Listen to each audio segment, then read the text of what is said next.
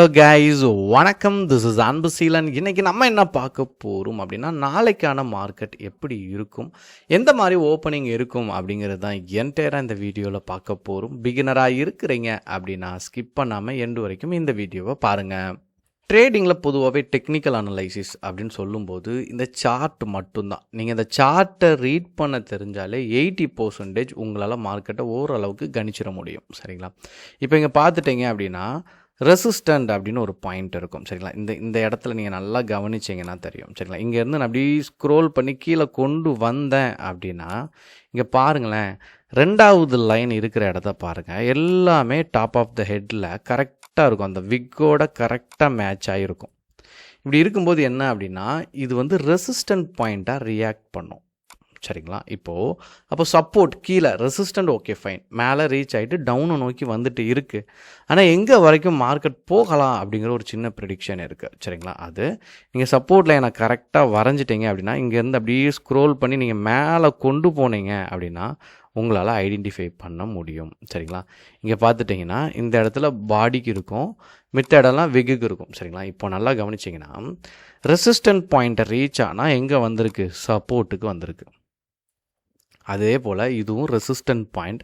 இது ரீச் ஆச்சு அப்படின்னா எங்கே வரணும் அப்படின்னா மார்க்கெட் சப்போர்ட்டில் வரணும். நான் லாஸ்ட் வீக் கொடுக்கச்சே சொன்னேன், மார்க்கெட்டில் மொமெண்டம் கம்மியாக இருக்கும் அப்படின்னு சொல்லியிருந்தேன்.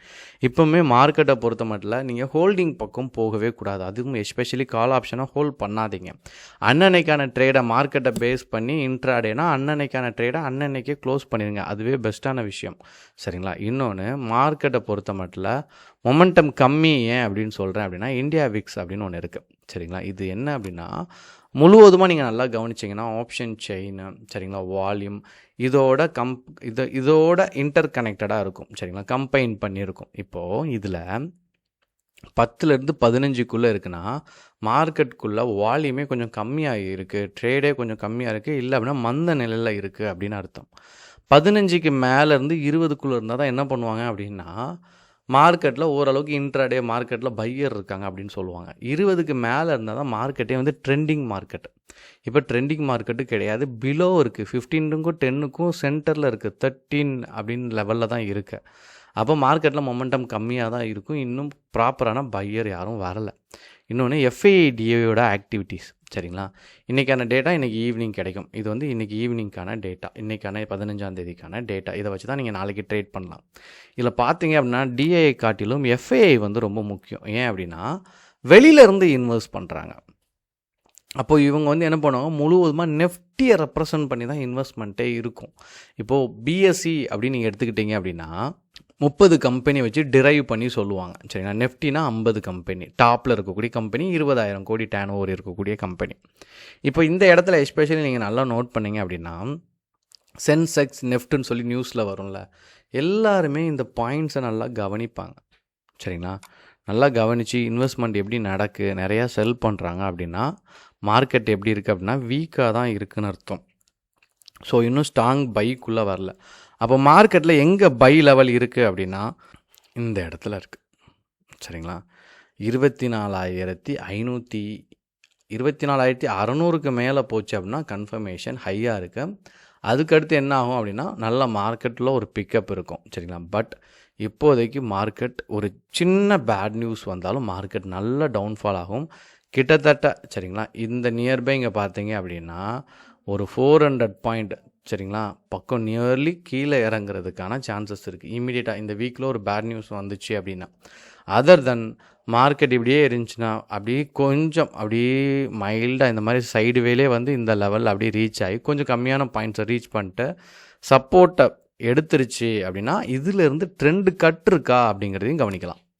இங்கேருந்து நீங்கள் நல்லா ட்ரா பண்ணிங்க அப்படின்னா ஒரு ட்ரெண்டு கட் வரும், அதில் நம்ம என்ட்ரி கொடுத்தோம் அப்படின்னா நல்ல ஒரு அக்யூரசி இருக்கும். அப்போது மார்க்கெட்டை பொறுத்த மட்டும் உங்களுக்கே தெரியுது டவுன் ட்ரெண்டில் இருக்குது. அப்பப்போ மார்க்கெட் பாசிட்டிவில் இருந்தாலும் அது இன்ட்ராடேக்கான மார்க்கெட்டாக தான் இருக்குமே ஒழிய ஹோல்டிங்கான மார்க்கெட்டாக இருக்காது. அதனால் ட்ரேடில் கொஞ்சம் கவனம் தேவை, காமாக பண்ணுங்கள். ஸ்கேல்பிங் பண்ணுறது பெஸ்ட்டான விஷயம். சரிங்களா? அடுத்து பேங்க் நிஃப்டி அப்படின்னு நீங்கள் எடுத்துக்கிட்டீங்க அப்படின்னா இதுலேயுமே சிமிலராக இருக்குது. சரிங்களா? ஸோ எப்போவுமே ட்ரெண்ட் லைன் எல்லோரும் என்ன பண்ணுவாங்க அப்படின்னா இங்கே இருந்து இப்படி ட்ரா பண்ணுவோம். சரிங்களா?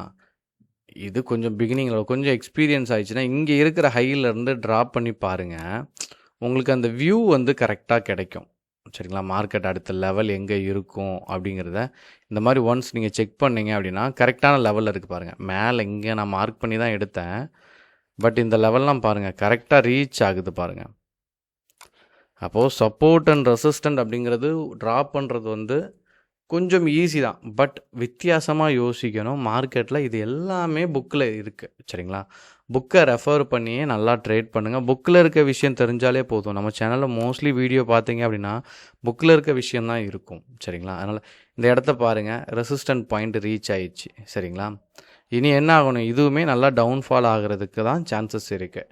அப்போது இங்கெல்லாம் ட்ரெண்டு கட்டு வரக்கூடிய நாட்களில் இதெல்லாம் இந்த லெவல்லாம் கிராஸ் ஆச்சு, மீட் ஆச்சு அப்படின்னா 56,500க்கு கீழெல்லாம் போச்சு அப்படின்னா நல்ல ஒரு டவுன்ஃபாலை எதிர்பார்க்கலாம்.